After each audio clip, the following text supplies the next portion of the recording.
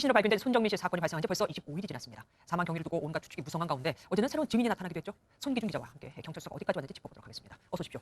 한 남성이 한강으로 들어가는 걸 봤다고 하던데 한두 명 본 게 아니었나 봐요? 예, 그렇습니다. 이제 목격자가 모두 7명입니다. 이들이 지난달 24일 밤부터 그 사건 당일 일어났던 25일 새벽 5시까지 서울 반포 한강공원에서 낚시를 했습니다. 네. 근데 줄곧 낚싯대를 바라보던 이들의 눈에 신원 미상의 남성이 눈에 띈 게 오전 4시 40분쯤입니다. 남성을 보기 전에 이제 목격자 중에 야경을 사진으로 남긴 사람이 있어서 시간을 명확히 측정할 수 있었답니다. 그렇겠네요. 근데 남성과 이들 사이의 거리가 정확히 직선으로 83m로 중간에 시야를 가로막는 장애물은 없던 것으로 알려졌습니다. 그리고 7명 중 5명은 남성이 수영하려고 강 쪽으로 걸어 들어가는 모습을 봤다고 했고 나머지 2명은 물이 첨벙거리는 소리와 함께 사람 소리를 들었다고 경찰에 진술했습니다.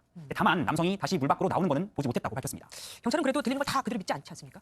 근데 이제 신빙성이 중요한데요. 그래서 이제 목격자들의 휴대전화를 일단 이미 제출받았습니다. 네. 당시 사진이나 영상이 남아있는지 확인 중이고 이제 어제 새벽엔 잠수부를 포함해 30명이 현장을 찾았는데 목격자들이 있었던 장소에서 입수 장면이 보이는지 시연까지 했습니다. 실제로 보였나요? 예, 그렇습니다. 이를 통해서 경찰은 충분히 소리도 들을 수 있었던 거리였던 것으로 보고 있습니다. 네. 근데 고인의 양말에 묻은 흙과 한강 속 흙 등의 성분을 비교하기 위해 국립과학수사연구원에 분석을 의뢰한 상태입니다.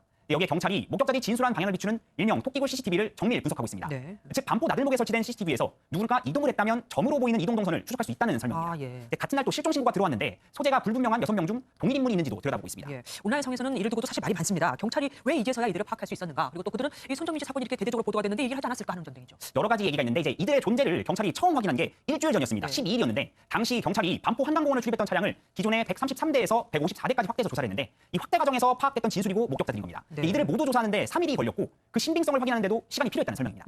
당시에 그 모습을 봤다는 그 사람들은 그 당시에는 왜 그러면 신고를 안 했을까요? 우선 목격자들이 경찰에 진술한 게 당시 응급 상황이 아니라고 생각했답니다. 그래서 신고하지 않았다고 경찰에 밝힌 것으로 확인됐습니다.